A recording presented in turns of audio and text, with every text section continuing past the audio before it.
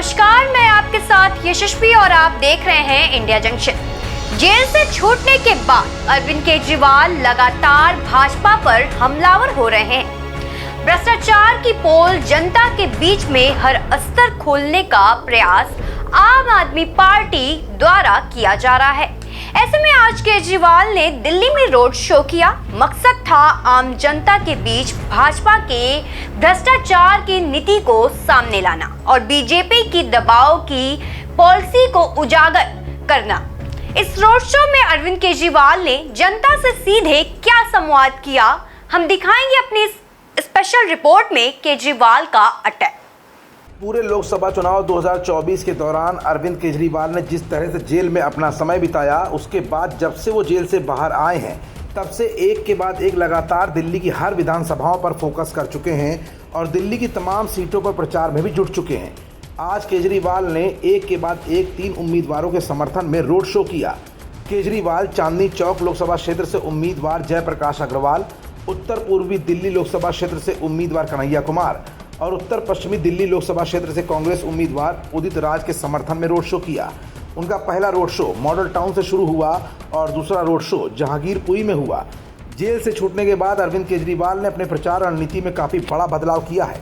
अब उनका हमलावर रवैया कहीं ना कहीं भारतीय जनता पार्टी को घेरता हुआ नजर आ रहा है, जिससे भारतीय जनता पार्टी हैरान और परेशान हो गई है। भारतीय जनता पार्टी जिस तरह से लगातार अरविंद केजरीवाल पर और उनकी सरकार पर शिकंजा कसती हुई नजर आ रही थी, वैसे में अरविंद केजरीवाल के जेल से बाहर आने के बाद अब अरविंद केजरीवाल ने भी अपनी प्रचार रणनीति में बड़ा फेरबदल करते हुए भाजपा के खिलाफ वॉशिंग मशीन कैंपेन शुरू कर दिया है। मंत्री गोपाल राय और सौरभ भारद्वाज ने पार्टी मुख्यालय से कल इसकी शुरुआत की थी। भारद्वाज ने डेमो दिखाकर बताया था कि कैसे भ्रष्टाचार के आरोपियों को वॉशिंग मशीन में डालकर क्लीन किया जाता है। मंच पर एक तरफ बड़ी वॉशिंग मशीन रखी गई थी और दूसरी तरफ जेल बनाई गई थी। गोपाल राय ने कहा था कि प्रधानमंत्री कह रहे हैं कि ये चुनाव हम भ्रष्टाचार से लड़ने के लिए लड़ रहे हैं, जबकि जो लोग भाजपा में शामिल हो गए उनके खिलाफ मामला बंद कर दूसरों को जेलों में डाल दिया गया। पार्टी 4 लोकसभा क्षेत्रों के लिए 4 टीमें और तैयार कर रही है। टीमें 23 मई तक नई दिल्ली, पूर्वी दिल्ली, पश्चिमी दिल्ली और दक्षिण दिल्ली में जाकर वॉशिंग मशीन कैंपेन करेगी। मंत्री सौरभ भारद्वाज ने कहा कि देश को ईडी और सीबीआई 2 एजेंसियां ही चला रही हैं। जब केंद्र सरकार का मन करता है तो किसी भी नेता के खिलाफ ईडी सीबीआई लगा देती हैं। चांदनी चौक दिल्ली का सबसे पुराना और सबसे व्यस्त क्षेत्र है।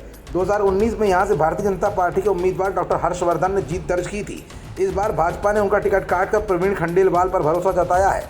वहीं आम आदमी पार्टी और कांग्रेस गठबंधन के प्रत्याशी के रूप में जेपी अग्रवाल मैदान में है। दरअसल ये रोड शो आम जनता के बीच केजरीवाल का वो ट्रम्प कार्ड है, जिससे केजरीवाल ये जानने की कोशिश करेंगे कि दिल्ली के मतदाता और ख़ास तौर पर युवा सरकार और अपने लोकसभा क्षेत्र के उम्मीदवारों के बारे में क्या सोचते हैं, उनके क्या मुद्दे और आकांक्षाएं हैं, वो किन मुद्दों को लेकर अपना प्रतिनिधि चुनना चाहते हैं। इन सभी सवालों के जवाब लेने के लिए अरविंद केजरीवाल ने इस रोड शो का संपन्न कराया है।